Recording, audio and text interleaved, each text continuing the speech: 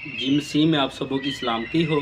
जी मेरे मसीही बहन भाइयों, हम आज देखेंगे कलाम मुक़द्दस में से मत्ती की इंजील, उसके दूसरे बाब की 19वीं और 20वीं आयत को हम तिलावत करेंगे और कलाम मुक़द्दस में हम अपनी हिदायत और रहनुमाई के लिए सीखेंगे। कलाम मुक़द्दस में से देखेंगे, जब हेरोदेस मर गया तो खुदावंद के फरिश्ता ने मिस्र में यूसुफ को ख्वाब में दिखाई देकर कहा, उठ, बच्चे और उसकी माँ को लेकर इसराइल के मुल्क को चला जा, क्योंकि जो बच्चे की जान के ख्वाह थे वो मर गए हैं।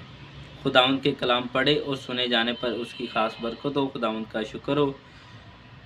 अब यहाँ पे हमें बात जो सीखने को मिलती है वो ये है कि खुदावंद जब अपने बंदों को बचाना चाहता है, जिन पर खुदावंद का हाथ होता है, वो किसी मुश्किल में नहीं फंसते, वो बल्कि हर मुश्किल से निकलते हैं, क्योंकि खुदावंद उनको पल पल की उन पर नज़र रखता है। खुदावंद उनको पल पल देखता है। खुदावंद उन पर इतनी गौर करता है।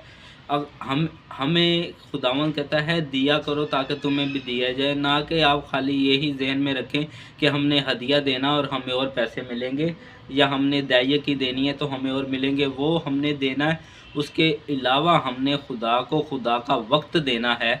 जो उसका वक्त है वो हमें उसे देंगे तो खुदा हमें रिटर्न में अपना वक्त देगा। वो हम पे तवज्जो करेगा, वो हम पे फोकस करेगा। इसी तरह फिर खुदा हमें किसी मुश्किल में, किसी परेशानी में, किसी मुसीबत में नहीं देखेगा। वो हमें हर मुश्किल से आज़ाद कराएगा, वो हर परेशानी से आज़ाद कराएगा। वो हमें किसी मुश्किल में पड़ने नहीं देगा, क्योंकि खुदावंद हम पे हर पल नज़र रखता है, और हम लोग उसे इग्नोर करते हैं तो फिर खुदावंद हमें इग्नोर करता है। हमारा इग्नोर करना कोई मायने नहीं रखता। जब खुदा ने इग्नोर किया आपको तो वो बहुत मायने रखता है। फिर आप दुनिया के भी नहीं रहेंगे और दीन के भी नहीं रहेंगे।